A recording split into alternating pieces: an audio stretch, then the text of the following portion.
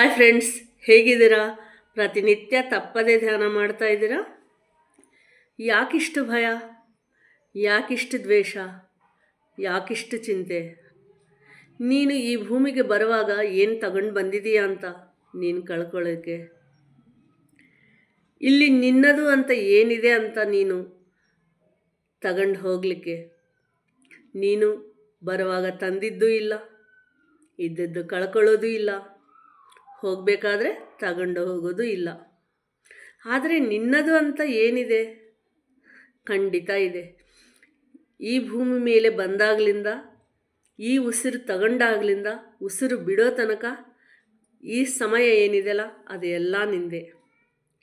ಈ ಸಮಯದಲ್ಲಿ ನೀನು ಒಳ್ಳೆಯನಾಗಿರಬೇಕಾ, ಕೆಟ್ಟವನಾಗಿರಬೇಕಾ, ಒಳ್ಳೆಯ ಕೆಲಸ ಮಾಡಬೇಕಾ, ಕೆಟ್ಟ ಕೆಲಸ ಮಾಡಬೇಕಾ, ಆನಂದವಾಗಿರಬೇಕಾ, ದುಃಖವಾಗಿರಬೇಕಾ, ಭಯ ಪಡಬೇಕಾ, ನಿನಗೆ ದ್ವೇಷದಿಂದ ಇರೋದಿಷ್ಟನಾ, ಪ್ರೀತಿಯಿಂದ ಇರೋದಿಷ್ಟನಾ, ಎಲ್ಲರಲ್ಲಿ ಒಬ್ಬನಾಗಿ ಎಲ್ಲರಿಗೆ ಆದರ್ಶವಾಗಿ ಇರೋದು ಇಷ್ಟನಾ?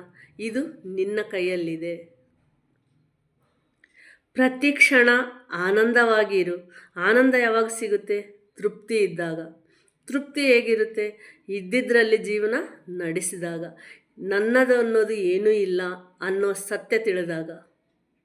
ಈ ಎಲ್ಲ ಸತ್ಯಗಳು ನಮಗೆ ತಿಳಿಬೇಕಂತಂದರೆ ಪ್ರತಿನಿತ್ಯ ತಪ್ಪದೆ ಧ್ಯಾನ ಮಾಡಬೇಕು. ಧ್ಯಾನ ಮಾಡಿದಾಗ ಸತ್ಯ ಅನ್ನೋ ಅದ್ಭುತ ನಿಮಗೆ ಗೊತ್ತಾಗುತ್ತೆ. ಪ್ರತಿನಿತ್ಯ ತಪ್ಪದೇ ಧ್ಯಾನ ಮಾಡಿ ಪ್ರತಿಕ್ಷಣ ಆನಂದವಾಗಿರಿ. Thank you.